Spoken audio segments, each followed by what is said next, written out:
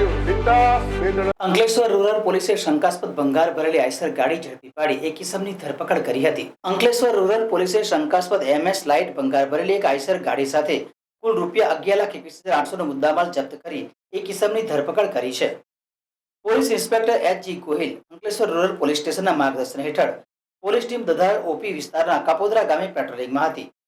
તે સમય દરમિયાન સર્વેલન્સ સ્ક્વોડના માણસોને ચોક્કસ બાતમી મળી હતી કે કાપોદરા નવજીવન હોટલની પાછળ આવેલ A4 steel centre godown rangoli park ખાતે ગેરકાયદેસર લોખંડનો ભંગાર ભરેલી આઈસર ટેમ્પો ગાડી આવવાની છે।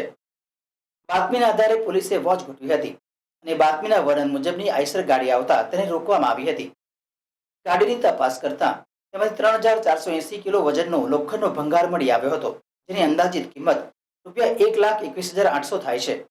આ ઉપરાંત આઈસર ગાડીની કિંમત ₹10 લાખ ગણી કુલ ₹11,21,800 નો મુદ્દામાલ જપ્ત કરવામાં આવ્યો છે। આ ગુનામાં સંડોવાયેલ ઈસમ નિજામુદ્દીન રસુલબક્ષ શેખને ઝડપી પાડવામાં આવ્યો છે। તેની ભારતીય નાગરિક સુરક્ષા સંહિતા 2023ની કલમો હેઠળ અટકાયત કરીને કાયદેસરની કાર્યવાહી હાથ ધરવામાં આવી છે। આ અંગેની વધુ તપાસ અંકલેશ્વર રૂરલ પોલીસ દ્વારા ચાલી રહી છે।